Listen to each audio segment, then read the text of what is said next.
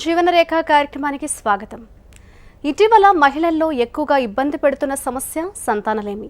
ఇది ఒక పెద్ద సమస్యలా కనపడుతున్నా అందరికీ ఒకే కారణం ఉండకపోవచ్చు. ఎక్కువ మంది మహిళల్లో సంతానలేమికి కారణాలు అవుతున్నాయి థైరాయిడ్, అధిక బరువు, పీసీఓడి, ఫెలోపియన్ ట్యూబ్స్లో లోపాలు తదితర అంశాలపై మీ సందేహాలను నివృత్తి చేయడానికి వాళ్ళ స్టూడియోలో మనతో పాటున్నారు 49 సంతాన సాఫల్యత కేంద్రం నుంచి డాక్టర్ శ్రావ్య గారు. వారిని అడిగి మరిన్ని విషయాలు తెలుసుకుందాం. మీరు కూడా డాక్టర్ గారితో లైవ్లో మాట్లాడాలనుకుంటే స్క్రీన్ పైన స్క్రోల్ అవుతున్న లైవ్ ఫోన్ నంబర్స్కి కాల్ చేసి మీ సమస్యలకు పరిష్కార మార్గాలు తెలుసుకోవచ్చు. Hello doctor, welcome to HM TV ma'am. నమస్తే అండి. శ్రావ్య గారు, చాలామంది చూసుకుంటే ఈ మధ్య కాలంలో కావచ్చు, చాలా కాలం నుంచి పీసీఓఎస్ ఆర్ పీసీఓడితో బాధపడుతున్నారు. అసలు పీసీఓఎస్ లేకపోతే పీసీఓడి అంటే ఏంటి మేడం? పీసీఓఎస్ అనేది ఒక సిండ్రోమ్. అంటే పీసీఓఎస్ ఆర్ పీసీఓడి అనేది polycystic ovarian syndrome are polycystic ovarian disease అనేది. సో ఇది చాలామంది ఏమనుకుంటారు అంటే కామన్ భాషలో, అంటే నార్మల్ మనం మాట్లాడుకునే భాషలో అందరికీ ఏంటంటే అండాశయాలు, గర్భసంచి పక్కన ఓవరీస్, అండాశయాలు నీటి బుడగలు ఉన్నాయి. సో నీటి బుడగలు ఉంటే ఇది పాలిసిస్టిక్ ఓవరీస్. సో దీనివల్ల ప్రెగ్నెన్సీ రాదు అన్న విషయం చాలామందికి తెలుసు. సో ఈ ప్రెగ్నెన్సీ రావడానికి పీసీఓఎస్కి సంబంధం ఏంటి అనేది మనం డిస్కస్ చేద్దాం. బట్ పీసీఓఎస్ అనేది మనం అర్థం చేసుకోవాల్సిన సిండ్రోమ్ అంటే ఒక గ్రూప్ ఆఫ్ సిమ్టమ్స్, అంటే కొన్ని సిమ్టమ్స్ని కలిపి వాటిని సిండ్రోమ్ అంటాం. సో పేషెంట్కి ఉట్టి సంతానలేమి సమస్య కాకుండా ఇంకా రకరకాల సమస్యలు ఉంటాయి. సో ఈ గ్రూప్ అన్నీ కంబైన్డ్ ఉంటుంది కాబట్టి దీన్ని సిండ్రోమ్ అని అంటాం. సో ఈ పాలిసిస్టిక్ ఓవేరియన్ సిండ్రోమ్ కూడా ఈ మధ్య కాలం, అంటే యాక్చువల్లీ చాలా కాలం నుంచే కామన్. ఇప్పుడు కరెంట్ లైఫ్ స్టైల్ మనం అంటే ఏంటంటే అధిక బరువు, ఒబేసిటీ ఉంటుంది. అండ్ ఒబేసిటీ వల్ల పీసీఓఎస్ ఇన్సిడెన్స్ ఇంక్రీజ్ అవుతుంది. అండ్ చుట్టూ ఉన్న వాతావరణం, ఎన్విరాన్మెంట్ అండ్ జన్యుపరంగా కూడా కొన్ని చేంజెస్ రావటం వల్ల ఈ పీసీఓఎస్ అనే సమస్య ఇన్సిడెన్స్ మనం చూస్తున్న కేసెస్ కూడా చాలా ఎక్కువగా ఉంటున్నాయి. ఆల్మోస్ట్ మనం కామన్గా చూస్తే మనకి సంతానలేమి సమస్యతో బాధపడుతున్న వాళ్ళలో చూస్తే almost every 5th person or 6th personలో ఒకళ్ళకి ఈ సమస్య ఉంటుంది. డాక్టర్ గారు, ఈ సంతానలేమికి ముఖ్య కారణం పీసీఓడి అని అనుకోవచ్చు అంటారా? సంతానలేమికి ముఖ్య కారణం పీసీఓఎస్ అనను, బట్ మోస్ట్ ఆఫ్ ఎందుకంటే ఇప్పుడు ఆడవాళ్ళకి ఉన్న సమస్యల్లో కామన్గా మనం 3 రకాలు. ఐదర్ ఓవ్యులేషన్ డిజార్డర్, అంటే అండాశయం నుంచి ఎగ్గు విడుదలయ్యే ప్రాబ్లం ఉండొచ్చు, లేదా గర్భసంచి ప్రాబ్లం, లేదా ట్యూబ్ ప్రాబ్లం. సో వీటిల్లో ఓవ్యులేషన్ డిజార్డర్స్లో పీసీఓఎస్ అనేది కామనెస్ట్ ఇది. సో ఆల్మోస్ట్ 20% కేసెస్ వరకు పీసీఓఎస్ సమస్యతో బాధపడుతుంటారు. అయితే మేడం, ఈ మధ్య చాలా మందిలో చూసుకుంటే ఈ పీసీఓఎస్ ఎక్కువగా చూస్తున్నాం. ఏ ఏజ్ వరకు పీసీఓఎస్ లేకపోతే పీసీఓడి ఎక్కువగా వస్తుందంటారు? సో ఈ పీసీఓఎస్ అనేది మెయిన్గా ఏమంటామంటే ఇది ఒక క్రానిక్ లైఫ్ స్టైల్ డిజార్డర్ అండి. సో మనకి మన జీవన శైలిని బట్టి డిసైడ్ అవుద్ది. దాంతోపాటు ఏంటంటే కొంతమందికి జెనెటిక్ టెండెన్సీ ఉంటుంది. సో ఈ పీసీఓఎస్ అనేది ఏ గ్రూప్లో కామన్ కాదు. యూజువల్లీ ఏంటంటే 15 years నుంచి 60 years వరకు ఎవరికైనా పీసీఓఎస్ సమస్య ఉండొచ్చు. బట్ ఒక్కొక్క గ్రూప్లో మేనిఫెస్ట్, అంటే వాళ్ళకి వచ్చే సిమ్టమ్స్, వాళ్ళకు వచ్చే లక్షణాలు మారిపోతూ ఉంటాయి.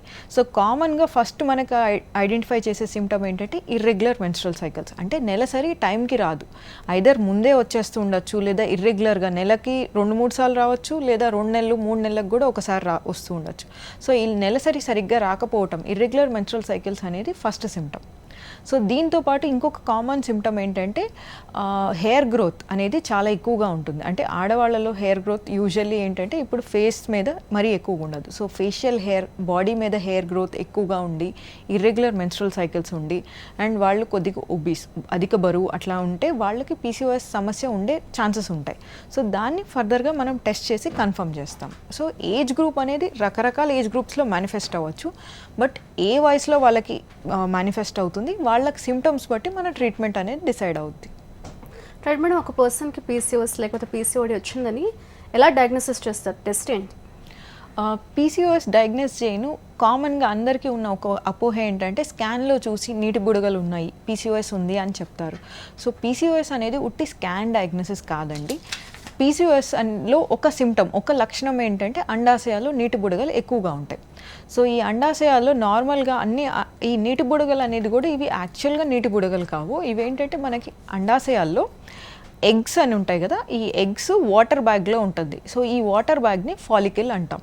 సో ఈ ఫాలికల్స్ నార్మల్గా ప్రతి ఆడవాళ్ళలో ఫాలికల్స్ కనిపిస్తాయి. సో అవి ఒక 8 to 10 ఫాలికల్స్ పర్ ఓవరీ ఉందనుకోండి, అది నార్మల్గా కన్సిడర్ చేస్తాం. బట్ పీసీఓఎస్ సమస్యతో బాధపడుతున్న వాళ్ళకి ఈ ఫాలికల్స్ అనేది ఎక్కువగా ఉంటాయి, ఆల్మోస్ట్ 20 వరకు ఉంటాయి ఒక్కొక్క ఓవరీలో. సో ఈ 20 ఫాలికల్స్ ఉండటం వల్ల అన్నీ చిన్న చిన్నగా ఉంటాయి, ఏ ఒక్కటి సైజ్ పెరగదు అండ్ బాడీలో హార్మోన్ డిస్టర్బెన్స్ వస్తుంది. సో దీనివల్ల మెయిన్గా వాళ్ళకి మిగతా సిమ్టమ్స్ అన్నీ వస్తాయి. సో ఇది పాలిసిస్టిక్ ఓవరీ అనేది రాదర్ ఒక రాంగ్ టర్మినాలజీ. సో మెయిన్గా ఈ నీటి బుడగలు చాలామందికి అపోహ ఏముంటుందంటే మనం ఈ నీటి బుడగలు తీసేస్తే పీసీఓఎస్ సమస్య మనకి తొలగిపోద్ది అనుకోవచ్చు, బట్ అది అలా ఉండదు. సో యూజువల్లీ ఏంటంటే ఈ ఫాలికల్సే ఎగ్స్ ఉన్నాయి, సో వాళ్ళకి మనం ఆ హార్మోన్ డిస్టర్బెన్స్ కరెక్ట్ చేయడంలో మన టార్గెట్ ఉండాలి. సో పీసీఓఎస్ అనేది మెయిన్గా ఏంటంటే హార్మోనల్ ప్రాబ్లం అండి. రైట్ మేడం, గోదావరి కన్ నుంచి రమాదేవి గారు కాల్ చేస్తున్నాం, మాట్లాడదాం.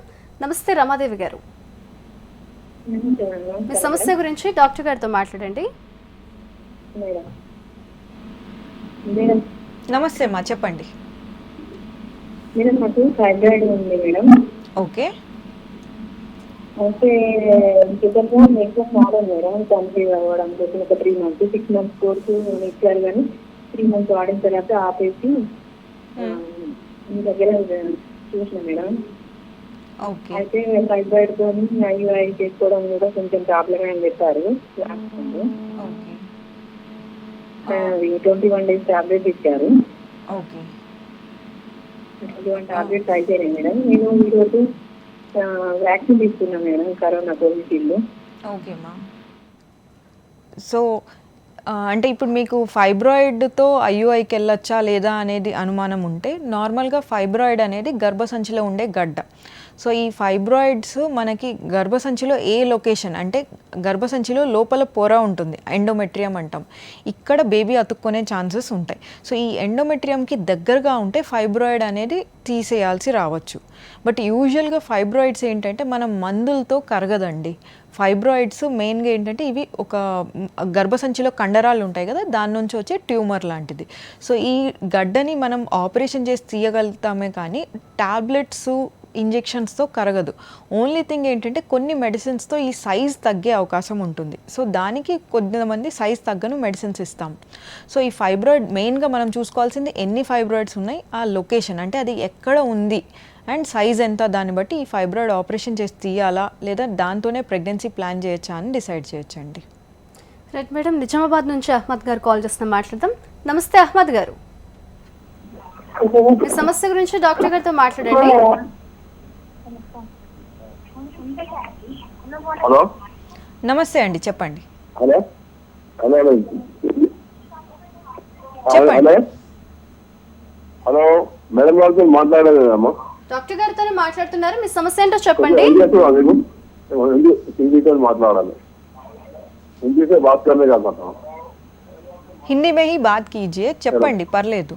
बात करने का हेलो मैडम बात कर हेलो मैडम, वो हमारे मिसेस को जो है ना, हाँ बोलिए. हो गए. हाँ ऐसे ये क्या हुआ बोले तो मैडम हमारे मिसेस को बेबी के डेथ हो गया, पेट में डेथ हो गया. ओके. उसके लिए जो ऑपरेशन करने के लिए बोला मैडम, लेकिन मैं ऑपरेशन नहीं कराया. लेकिन अभी वो बच्ची तो बचा नहीं, पेट के अंदर ही हो गया.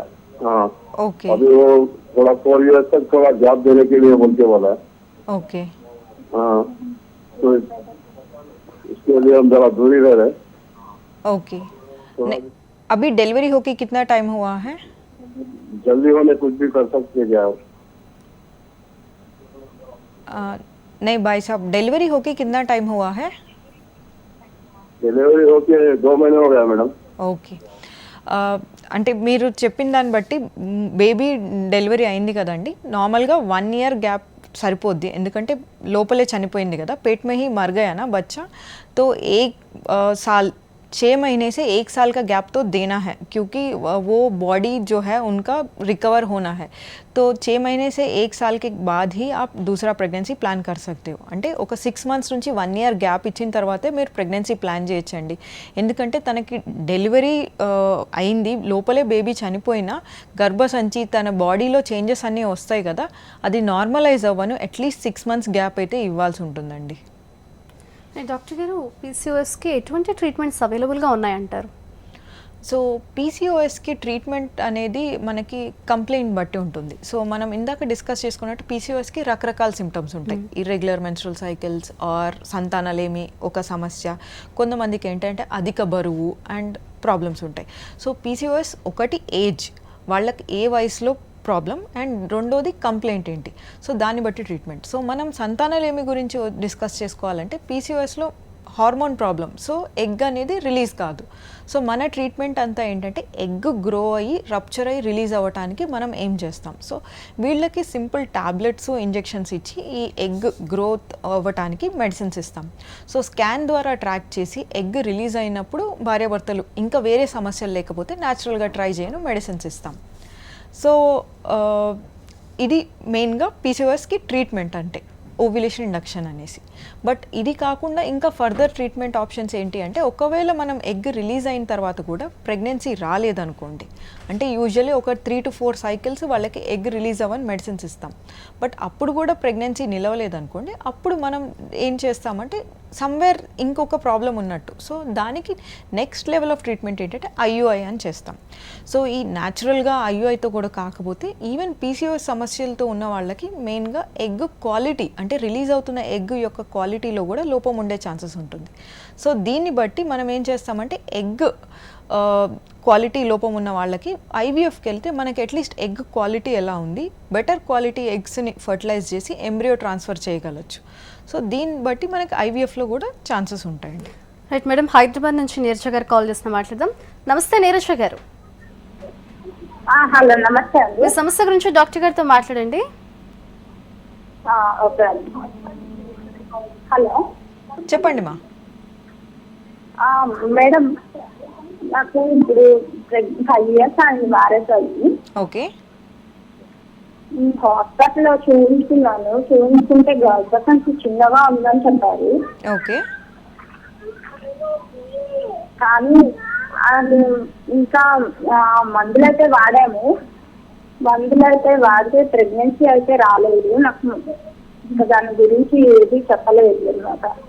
అంటే ప్రెగ్నెన్సీ వస్తుందా రాదా అనేది తెలియలేదు. ఇంకో డాక్టర్ కి రాశారనమాట. ఓకే. అంటే మీకు నార్మల్గా డేట్లు నెలసరి టైంకి అవే వచ్చేస్తాయా, మీరు మందులు వాడితేనే వస్తుందా? లేదు మేడం, పీరియడ్ రావట్లేదని నేను వెళ్ళాను. ఫస్ట్ పిల్లల కోసం అని వెళ్ళలేదు. ఓకే. మ్యారేజ్ అయిన 1 year తర్వాత నాకు పీరియడ్స్ లేట్ అయింది. ఓకే. అందుకని పీరియడ్స్ కోసం వెళ్ళి అలాగే పిల్లలు కూడా కావాలని చెప్పాను మేడంతో. ఓకే. అయితే ఏం చెప్పారంటే, సరే అమ్మ పీరియడ్ రావడానికి ఒక 1 year ట్రీట్మెంట్ ఇచ్చారు. పీరియడ్ రావడానికి కరెక్ట్ గా వచ్చినాయి. ఓకే. సో మీ సమస్య మెయిన్గా ఏంటంటే మా గర్భసంచి చిన్నగా ఉందన్నారు, పీరియడ్స్ టైంకి రావట్లేవు కదా. సో దీనికి 2 కారణాలు ఉండొచ్చండి. ఐదర్ బాడీలో సమ్ విధమైన హార్మోన్ డిస్టర్బెన్స్ ఉండి పీరియడ్స్ రావట్లేదు. ఇంకొకటి ఏంటంటే ఎక్స్ట్రీమ్, అంటే మీ అండాశయాల్లో ఎగ్స్ అనేది ఎండిపోతాయి, అంటే ప్రైమరీ ఓవేరియన్ ఫెయిల్యూర్ అంటారు. సో మీ ఓవరీస్ వయసు చిన్నగా ఉన్న ముందే ముట్లు ఆగిపోయినట్టు అయితే అప్పుడు కూడా పీరియడ్స్ ఇర్రెగ్యులర్ అవుతాయి. సో ఈ 2 విధాల కారణాల వల్ల ఏమవుద్దంటే బాడీలో హార్మోన్ ప్రాబ్లం వచ్చి మీకు గర్భసంచి సైజ్ అనేది చిన్నగా అయిపోద్ది. సో యూజువలీ మనం స్కాన్లో మెయిన్గా చూసేది ఏంటంటే మీకు అండాశయాల్లో ఎగ్ నంబర్స్ ఉన్నాయా లేదా అనే దాన్ని బట్టి మీకు ట్రీట్మెంట్ డిసైడ్ అవుతుందండి. ఒకవేళ మీకు ఎగ్ నంబర్స్ లేవు, అంటే ప్రైమరీ ఓవేరియన్ ఫెయిల్యూర్ ఉండి పీరియడ్స్ రావట్లేవు అండ్ గర్భసంచి చిన్నగా ఉంది అనుకుంటే అప్పుడు మీకు గర్భసంచి సైజ్ పెద్దగా అవని మందులు ఇచ్చి తర్వాత మీరు ప్రాబ్లీ ఐవీఎఫ్ చేసుకొని ప్రెగ్నెన్సీ ప్లాన్ చేయొచ్చు మా. రైట్ మేడం, వైజాగ్ నుంచి శ్రీదేవి గారు కాల్ చేస్తున్నా మాట్లాడదాం. నమస్తే శ్రీదేవి గారు. హలో. హలో, నమస్తే అండి, మీ సమస్య గురించి డాక్టర్ గారితో మాట్లాడండి. హలో, చెప్పండి మా. హలో. రైట్, డాక్టర్ గారికి కాల్ కట్టినట్టుంది. 49 సంతాన సాఫల్యత కేంద్రంలో ఎటువంటి లేటెస్ట్ ట్రీట్మెంట్స్ అవైలబుల్గా ఉన్నాయంటారు?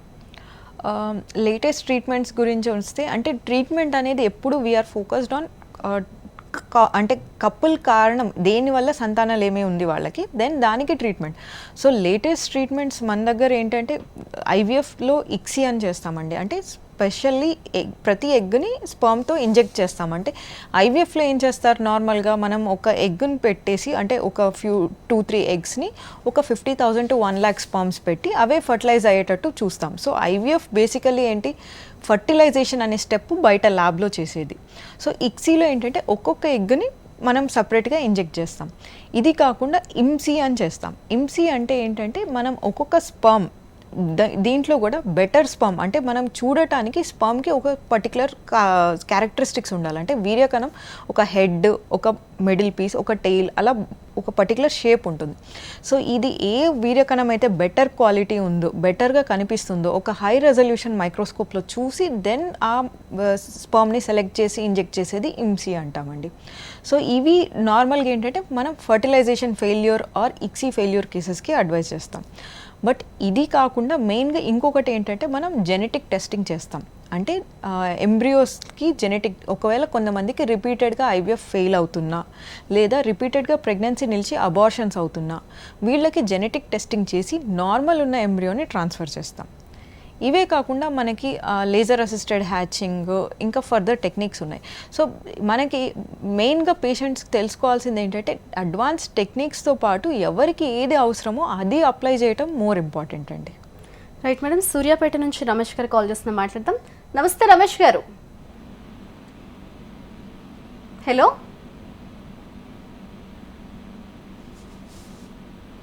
రమేష్ గారు, hello. Right madam, caller cut అయినట్టుంది. అలాగే సంతానలేమికి చూసుకుంటే ఎటువంటి ట్రీట్మెంట్స్ అవైలబుల్గా ఉన్నాయంటారు? సో సంతానలేమి అదే మనం డిస్కస్ చేసుకున్నట్టు అంటే పేషెంట్స్ వాళ్ళు న్యాచురల్గా ట్రై చేయాలా అంటే ఇప్పుడు సంతానలేమి అనే సమస్యతో వచ్చిన వాళ్ళకి మనం ఫస్ట్ ఇవాల్యుయేట్ చేసి చూసేది ఏంటంటే అసలు వాళ్ళకి ఎందువల్ల కావట్లేదు, వాళ్ళకి ట్రీట్మెంట్ అవసరమా, వాళ్ళు యాక్చువల్గా అసలు న్యాచురల్గా సరిగ్గా ట్రై చేశారా లేదా అనే డైరెక్షన్లో మనం గైడ్ చేసి అండ్ దెన్ ఒకవేళ వాళ్ళకి ట్రీట్మెంట్ అవసరం అయితే సింపుల్ మెడిసిన్స్తో అవుద్దా లేదా వాళ్ళకి ఐఓఏ అట్లేమైనా చేయాలా లేదా ఫర్దర్ ట్రీట్మెంట్ ఐవీఎఫ్ చేయాలా, ఆర్ కొంతమంది మగవాళ్ళకి వీర్యకణాలు కౌంటు కదలికలు తక్కువ ఉంటాయి, వాళ్ళకి మెడిసిన్స్ ఇచ్చి మనం ఏమైనా ఈ కౌంటు కదలికల్ని ఇంక్రీజ్ చేయడానికి ట్రై చేయొచ్చా అనే దాని గురించి చూస్తాం. సో ఇప్పుడు మనం ఇందాక డిస్కస్ చేసినట్టు పీసీఓఎస్కి కూడా పీసీఓఎస్ అనే వాళ్ళకి నార్మల్గా మనం డిస్కస్ చేసినట్టు ఎగ్ రిలీజ్లో లోపం అంటే ఎగ్ యొక్క గ్రోత్ లోపం. సో వాళ్ళకి ఎగ్ గ్రో అవ్వటానికి మెడిసిన్స్ ఇస్తాం, టాబ్లెట్స్తో పాటు ఇంజెక్షన్స్. బట్ ఎగ్ రిలీజ్ అయిన తర్వాత కూడా ప్రెగ్నెన్సీ రాలేదు అనుకోండి, దెన్ డెఫినెట్లీ వాళ్ళకి సమ్ అదర్ కారణం ఉన్నట్టు. సో కాజ్ ఇవాల్యుయేట్ చేసి టార్గెట్ స్పెసిఫిక్ ట్రీట్మెంట్ అనేది ప్లాన్ ఉంటుంది. సో అండ్ దీంతో పాటు ఇంకో ఇంపార్టెంట్ థింగ్ అందరూ ఫోకస్ చేయాల్సింది ఏంటంటే లైఫ్ స్టైల్ మోడిఫికేషన్. అంటే ఇప్పుడు అధిక బరువు ఉన్నారనుకోండి, ప్రెగ్నెన్సీ నిలవను డెఫినెట్లీ వెయిట్ లాస్ అనేది డెఫినెట్గా హెల్ప్ అవుద్ది. సో దీన్ని బట్టి మనం ట్రీట్మెంట్ గైడెన్స్లో లైఫ్ స్టైల్ మోడిఫికేషన్ కూడా బాగా అడ్వైస్ చేస్తాం. అంటే ఒకటి హెల్త్ వైజ్ కూడా వాళ్ళకి బెనిఫిట్ ఉంటుంది. సో డైట్ అండ్ ఎక్సర్సైజ్ అనేది ఇంపార్టెంట్. సో వాళ్ళు వెయిట్ లాస్ అయ్యి ప్రెగ్నెన్సీకి ప్లాన్ చేస్తే ఇంకా ఫర్దర్ బెనిఫిట్ ఉంటుంది ప్రెగ్నెన్సీ రాను. అంటే మేడం ఒక డౌట్, పీసీఓఎస్ ఉన్న వాళ్ళు ఒకవేళ ప్రెగ్నెన్సీ కన్ఫర్మ్ అయితే వాళ్ళకి ఎటువంటి ఇష్యూస్ వచ్చే అవకాశం ఉందంటారు? సో పీసీఓఎస్ సమస్యతో బాధపడుతున్న వాళ్ళు యూజువల్లీ ఏంటంటే ప్రెగ్నెన్సీ నిలవటానికి ఛాన్సెస్ అనేది డెఫినెట్లీ న్యాచురల్ వాళ్ళకన్నా కొద్దిగా తక్కువ. బట్ మెడిసిన్స్తో వాళ్ళకి ప్రెగ్నెన్సీ నిలిచే ఛాన్సెస్ డెఫినెట్లీ మెరుగ్గా ఉంటాయి.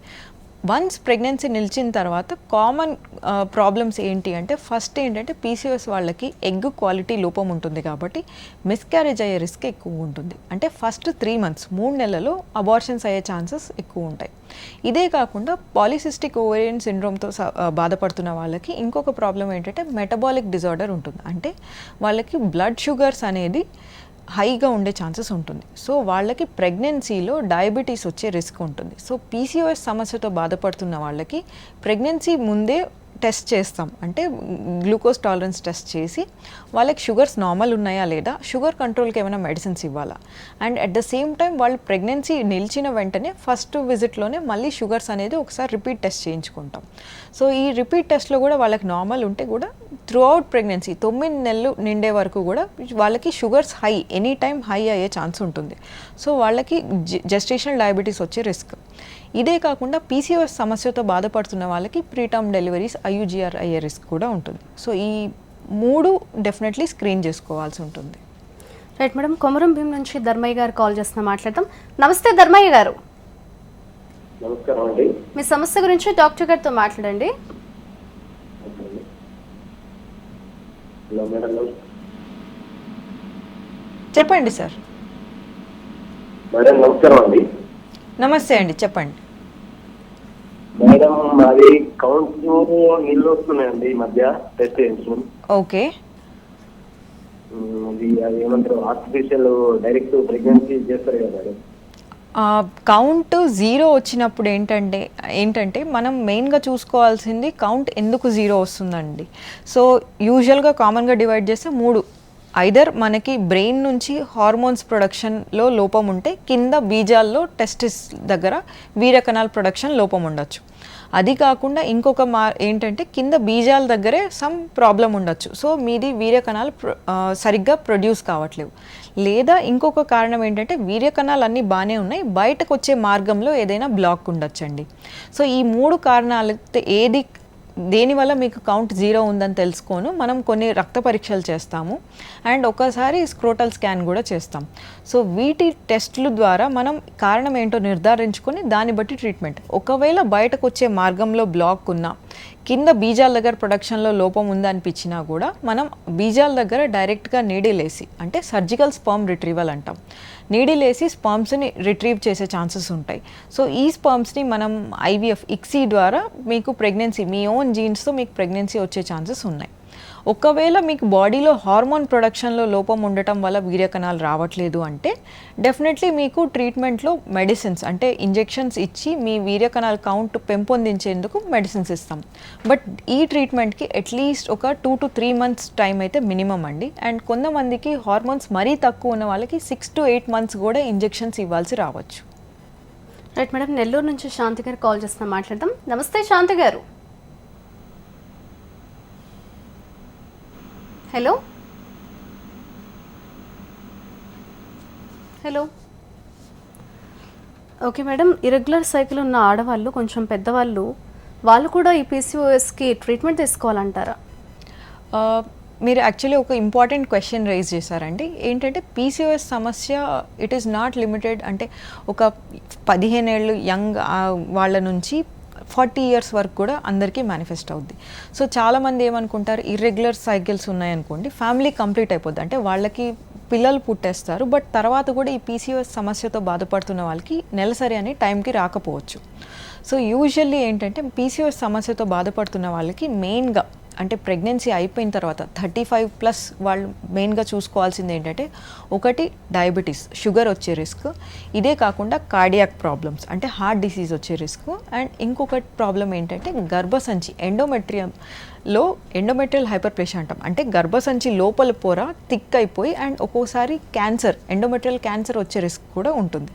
సో డెఫినెట్లీ ఆడవాళ్ళకి ఇర్రెగ్యులర్ మెన్స్ట్రువల్ సైకిల్స్ ఉన్నప్పుడు ఒకవేళ అధిక బరువు ఉంటే లైఫ్ స్టైల్ మోడిఫికేషన్ చేసుకోవాలి. దీంతోపాటు బట్ అట్లీస్ట్ సంవత్సరంలో 8 cycles అన్న వాళ్ళకి వచ్చేటట్టు మనకు పీరియడ్స్, అంటే వాళ్ళకి పీరియడ్స్ వచ్చేటట్టు మెడిసిన్స్ ఇస్తాం. But compulsory continue every month medicines తీసుకోనక్కర్లేదు. బట్ వాళ్ళు ఫ్రీక్వెంట్గా స్కాన్స్ చేయించుకొని వాళ్ళ గర్భసంచి పొర ఏమైనా మందంగా ఉందా, ఏమైనా క్యాన్సర్కి వెళ్ళే అవకాశం ఉందా అనేది, బయాప్సీ అవసరమా లేదా అనేది డాక్టర్ చూసి నిర్ధారిస్తారు. సో సైకిల్స్ అనేది అట్లీస్ట్ ఒక సంవత్సరంలో 8 times అన్న వాళ్ళకి పీరియడ్స్ వచ్చేటట్టు విత్డ్రాల్ ఇస్తే బెటర్ ఉంటుందండి. రైట్ మ్యామ్, మీరు చెప్తున్నారు PCOS ఉన్న వాళ్ళకి లైఫ్ స్టైల్ చేంజ్ చేసుకోవాలని, అలాగే ఫుడ్ హ్యాబిట్స్ కూడా చేంజ్ చేసుకోవాలంటారా? డెఫినెట్గా, అంటే లైఫ్ స్టైల్ మోడిఫికేషన్లో 2, ఒకటి డైట్ అండ్ ఇంకొకటి ఎక్సర్సైజ్. సో డైట్ ఎలా ఉంటుందంటే మెయిన్గా మనము చాలా వరకు ఏంటంటే మనం కార్బోహైడ్రేట్స్ ఎక్కువ తింటామండి. కార్బోహైడ్రేట్స్, రిఫైన్డ్ ఫ్లోర్స్ అంటే ఇప్పుడు మైదా ఇలాంటివి ఎక్కువ తింటాం. సో మనం మన డైట్లో ప్రోటీన్స్ మనం ఎక్కువ పెంచాలి. సో ప్రోటీన్స్ అనేది ఇప్పుడు నాన్ వెజిటేరియన్ వాళ్ళకి ఎగ్ ఆర్ మీట్, బట్ అది కూడా లీన్ మీట్స్, మళ్ళీ రెడ్ మీట్ అనేది అవాయిడ్ చేయాలి. సో అట్లే కార్బోహైడ్రేట్స్లో కూడా, సో మనం ప్లేట్, ఇప్పుడు ఒక రౌండ్ ప్లేట్ తీసుకున్నాం అనుకోండి, 50% ఫ్రూట్స్ అండ్ వెజిటబుల్స్ ప్లేట్ తీసుకుంటే 20-25% carbohydrates, another 20% proteins and 5 to 10% fats, ఇలా డివైడ్ చేసుకొని సో వెజిటబుల్స్ అనేది ఇంక్రీజ్ చేయగలిగితే డెఫినెట్లీ మనకి వెయిట్ గెయిన్ అనేది అవాయిడ్ చేస్తాం అండ్ వెయిట్ లాస్కి కూడా హెల్ప్ అవుద్ది. సో రిఫైన్డ్ ఫ్లోర్స్ అనేది డెఫినెట్లీ అవాయిడ్ చేయాలి. అండ్ అట్లే ఫ్రూట్స్ కూడా మనం ఫ్రెష్ ఫ్రూట్స్ డైరెక్ట్గా ఫ్రూట్స్ తింటే better rather than fruit juices or అవి.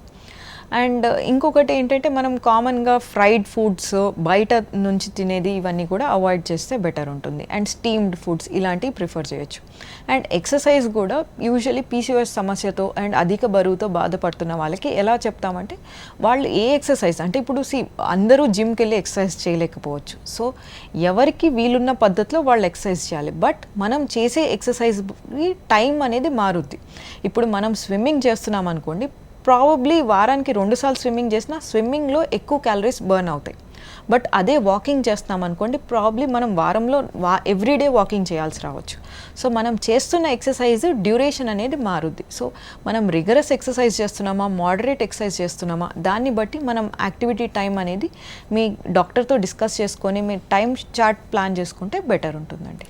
డాక్టర్ గారు, ఈ పీసీఓఎస్ అనేది టీనేజర్స్లో కూడా ఈ మధ్య చూసుకుంటే ఎక్కువగా చూస్తున్నాం. రీజన్స్ ఏంటంటారు? పీసీఓఎస్ మెయిన్గా అనేది it is life style, genetic and environmental factors. So ఈ 3 కాజెస్ వల్ల ఉంటుంది.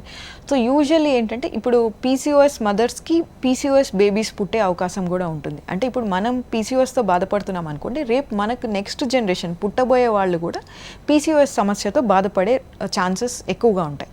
ఎందుకు అంటే ఇది జెనెటిక్గా రిస్క్. ఇదే కాకుండా ఎన్విరాన్మెంట్, ఎందుకంటే పీసీఓఎస్ సమస్యతో బాధపడుతున్న ఆడవాళ్ళకి మెయిన్గా ఏంటంటే వాళ్ళకి బాడీలో ఆండ్రోజెన్ హార్మోన్ లెవెల్స్ అనేది ఎక్కువగా ఉంటాయి. సో ఈ ఆండ్రోజెన్ ఎక్స్పోజర్ వల్ల వాళ్ళ బేబీస్ అంటే గర్భసంచిలో ఉన్నప్పుడే మదర్ హార్మోన్ లెవెల్స్కి ఎక్స్పోజ్ అవ్వటం వల్ల తర్వాత పుట్టిన బేబీస్కి మళ్ళీ వాళ్ళ ఎర్లీ లైఫ్ స్టైల్లోనే పీసీఓఎస్ సమస్య బాధపడవచ్చు. సో యూజువల్లీ ఏంటంటే చిన్నప్పుడు ఈ మధ్య మనం ఏం చూస్తున్నామంటే నెలసరి మెనార్కీ కూడా ఫస్ట్ మొదలయ్యే టైం కూడా ముందుకు జరిగిపోతుంది. ఆల్మోస్ట్ 13 ఇయర్స్ 12 ఇయర్స్ ఉండేది ఇప్పుడు 10 ఇయర్స్, కొంతమందికి 9 ఇయర్స్కే పీరియడ్స్ అనేది స్టార్ట్ అయిపోతున్నాయి. సో ఈ premature menstrual cycles, irregular menstrual cycles అనేది కామన్గా ఇప్పుడు అడాల్సెంట్స్లో చూస్తున్నాం. సో ఫస్ట్ థింగ్ మనం దీనికి అవాయిడ్ చేయటం ఏంటంటే మనం ఫస్ట్ కంట్రోల్ లైఫ్ స్టైల్ మనం అవాయిడ్ చేయగలిగితే బేబీస్కి డెఫినెట్లీ పీసీఓఎస్ సమస్య తగ్గే ఛాన్సెస్ ఉంది. అండ్ పుట్టిన తర్వాత కూడా లైఫ్ స్టైల్ ఇప్పుడు పిల్లలు కూడా ప్రాబ్లీ సాడ్లీ మనం లాస్ట్ 2 ఇయర్స్లో కోవిడ్ వల్ల అందరూ సెడెంటరీ లైఫ్ స్టైల్కి ఇంకా ఎక్కువ అలవాటు అయిపోయింది. సో పిల్లలు కూడా యాక్టివిటీ అనేది తగ్గిపోతుంది. So definitely life style and environment is much more important అండి. Right, thank you madam. అసలు పీసీఓఎస్ అంటే ఏంటి, పీసీఓఎస్కి ఎటువంటి ట్రీట్మెంట్స్ అవైలబుల్గా ఉన్నాయి చాలా బాగా ఎక్స్ప్లెయిన్ చేస్తారు. అలాగే 49 సంతాన సాఫల్యత కేంద్రంలో ఏ ట్రీట్మెంట్స్ అవైలబుల్గా ఉన్నాయి చాలా బాగా ఎక్స్ప్లెయిన్ చేస్తారు. Thank you madam. Thank you. Right, చూస్తారు కదండి, ఇది వాళ్ళ జీవన్ రేఖ కార్యక్రమం. Keep watching HM TV. నమస్తే.